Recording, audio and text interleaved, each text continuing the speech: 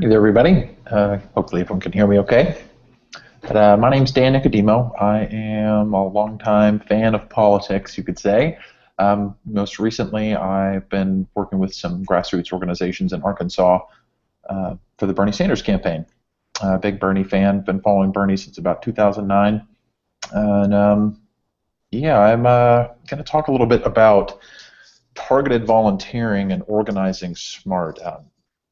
So some of what I say may come off as kind of no duh to some of us who have actually done a lot of volunteering and organizing before, but just going to reiterate some things that I guess every volunteer should know, and more importantly, every volunteer organizer should know about how to make the most impact with your time and energy. I'm going to go ahead and share my little presentation here with everybody. Give me just a moment.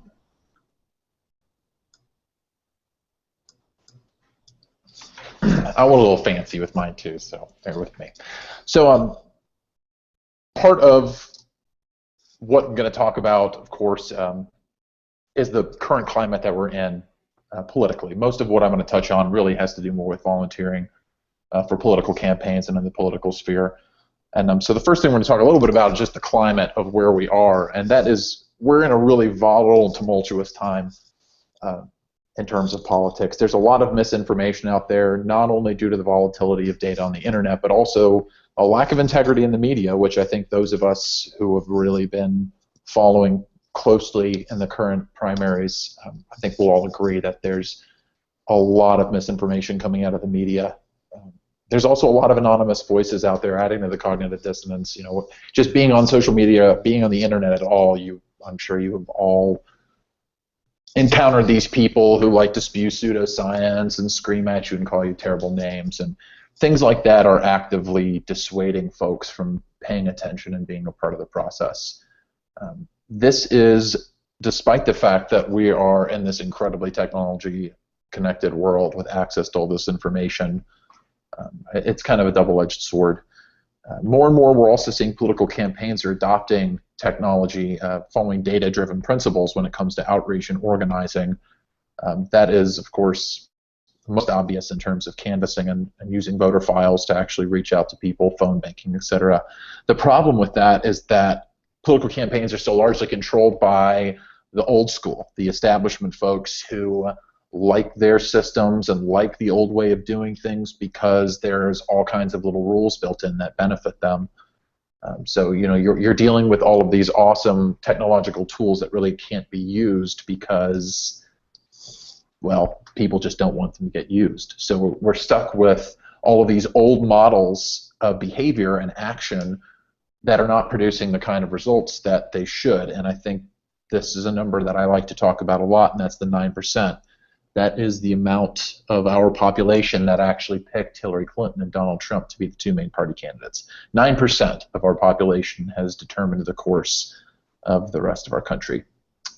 So that's kind of where we are right now. And the problem is voter turnout has been on the decline worldwide, not just in America, over the past 40 years.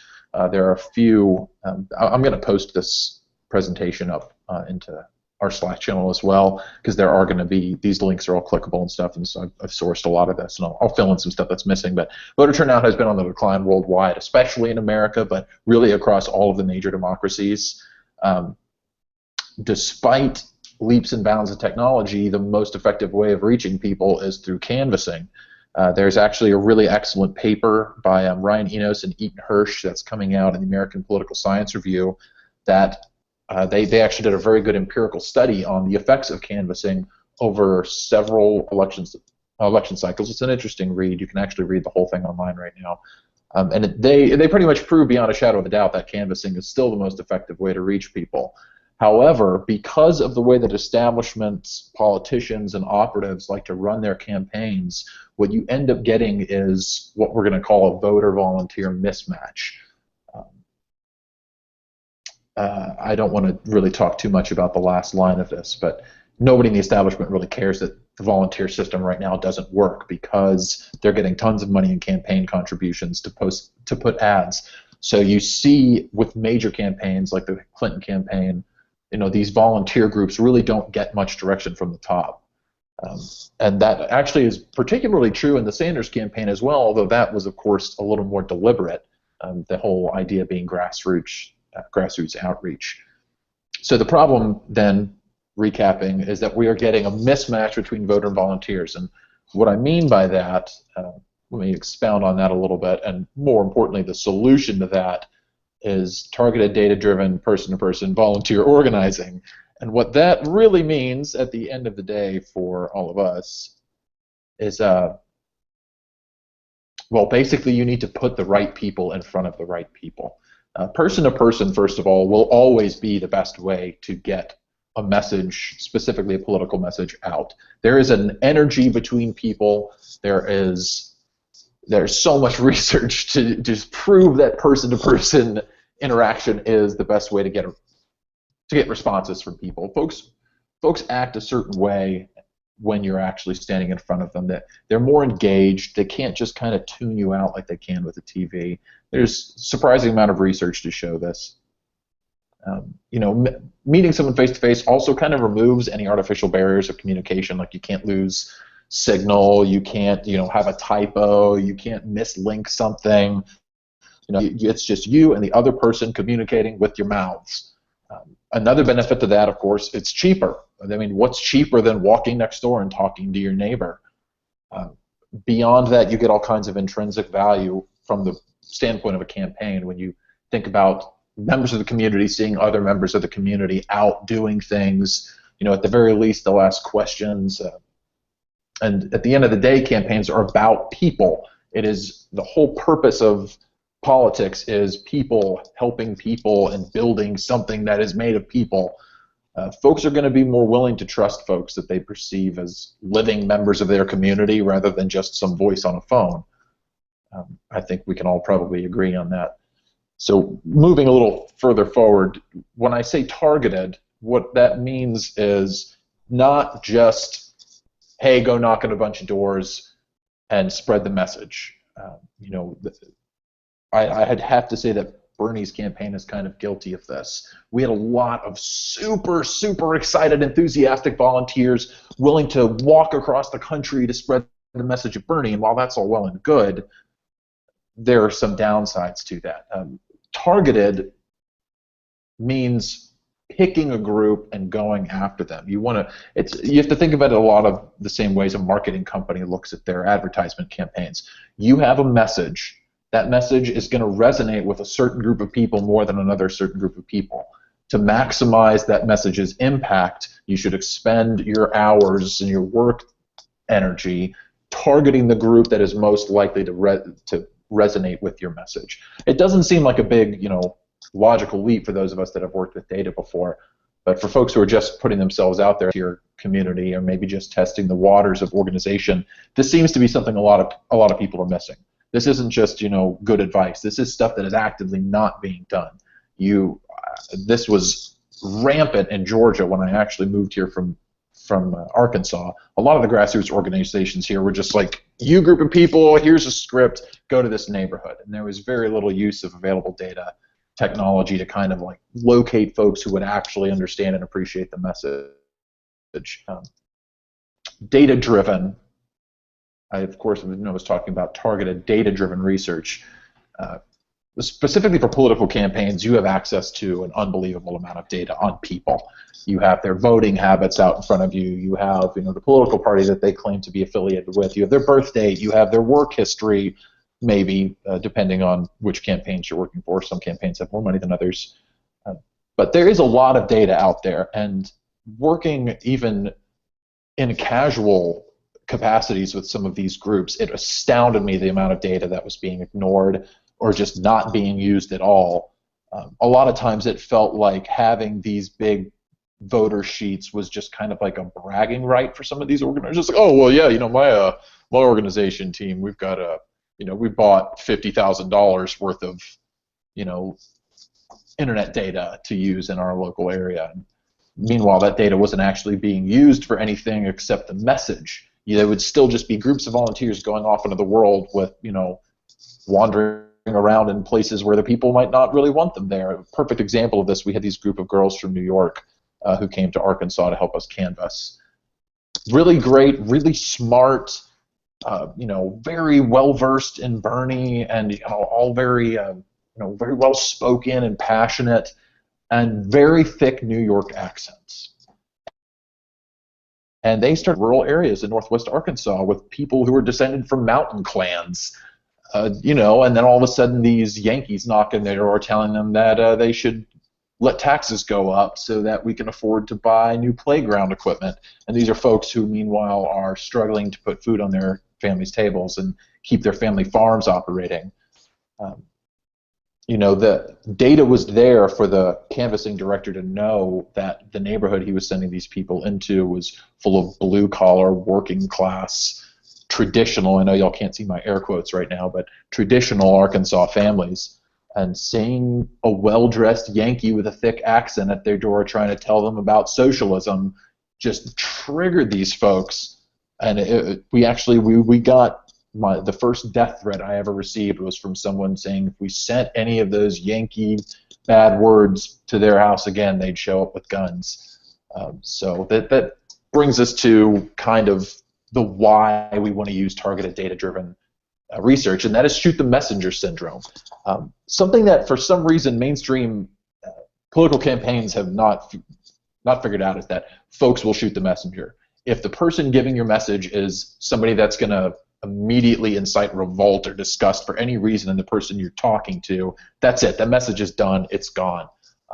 And this paper by Enos and Hirsch kind of points to that. It's the mismatch between voters and the volunteers reaching out to them hurts more than it helps because of shoot the messenger syndrome. It's really, really crucial as we all move forward into this brand new frontier of grassroots organizer. Some of us are going to become leaders in our communities. It is important for you to not only tailor your message to the people in your community, but the messengers. While it's great to have this huge, vast resource of volunteers, which Bernie Sanders did, the Sanders campaign had this great network of volunteers, the problem was that they were largely all part of the same demographic.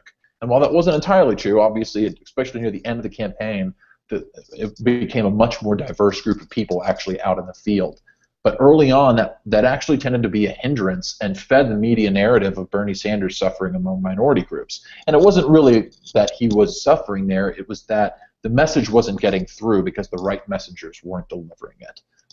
And this is obviously almost out of the realm of what a common volunteer should worry about, which is why I say put emphasis on the organizers. It's up to you to utilize your resources appropriately.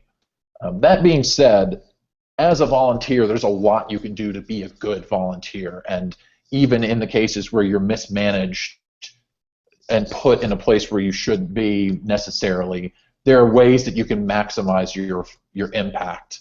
To begin, if you're just interested in starting off as a volunteer in the political spectrum, college, young and Democrats and Republicans meetings, absolutely the best place to go. You're going to be in rooms full of young and old people who are really passionate about politics, and a lot of times local politics. That's actually where I got my start, I guess semi-professionally in politics, was at the Young Democrats of Arkansas meetings. Social media, obviously, I really doubt anybody that's listening right now is not aware of social media and the power it has and power it gives us to locate candidates, people, things that are important to us. So obviously, as a volunteer, you can use social media to find a lot of opportunities to volunteer. Google everything. That's kind of just all-around good advice, though. Just Google everything. If there's something on your mind, Google it. I don't understand why more people don't just literally type their questions into Google. It's really baffling. Using tools like Tumblr and Reddit to find people and causes worth supporting. I mean, the Sanders for President Reddit, I mean, those of you who lurked it and worked on it, I mean, they were an incredible resource for the campaign. Everybody from the top to the bottom of the campaign would go there from time to time. We got our news from there sometimes before we got it from mainstream media. So, and another place to begin, obviously, talk to literally everyone. I'm going to come back to that in a second. I want to try to scooch it forward a little quicker here. Being a smart volunteer, it's one thing to organize and create a really good organization and put people in the right place.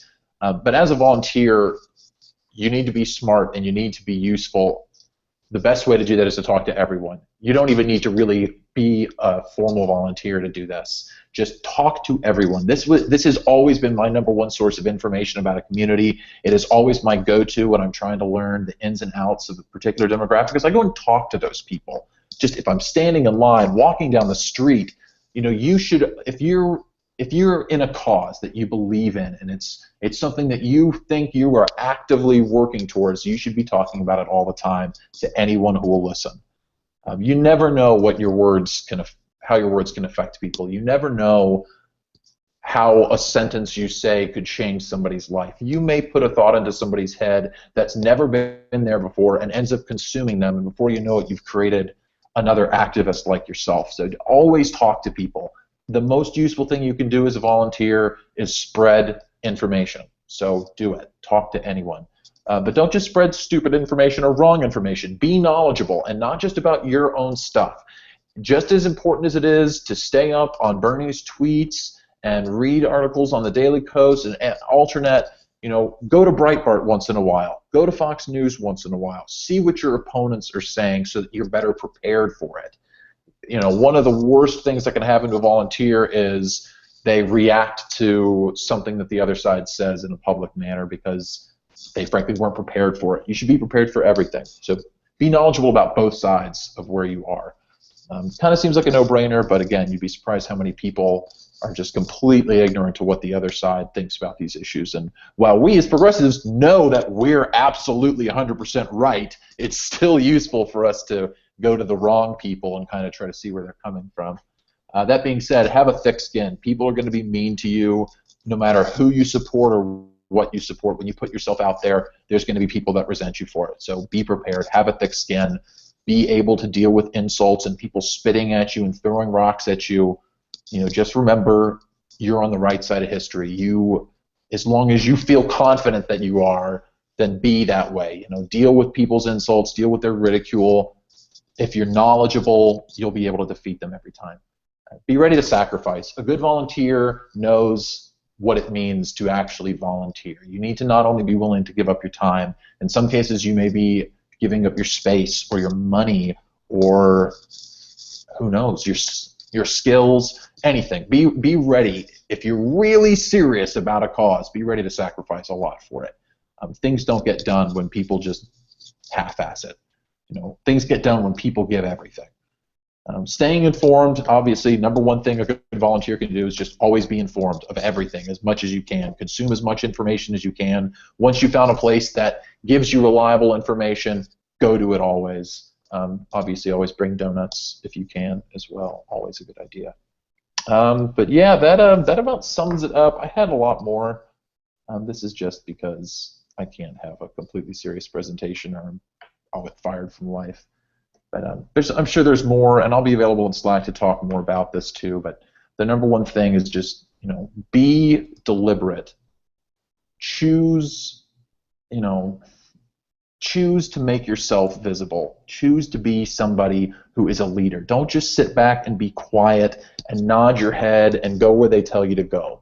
We have access as smart, technologically inclined people. We have access to a wealth of information that no other generations have ever had access to. And a lot of it is not getting used by the people who are supposed to be in charge of us right now. And, we can't wait for them. Folks, the reality of our situation right now is our entire species is facing extinction. That is fact. That is happening right now. We cannot just sit back and wait for somebody to come along and solve our fucking problems for us. It isn't going to happen. So all of you, if you feel that fire in you and you feel like, okay, something has to happen, you got to do it yourself. And there's an easy way to do that. Talk to everyone all the time. You don't even have to say much.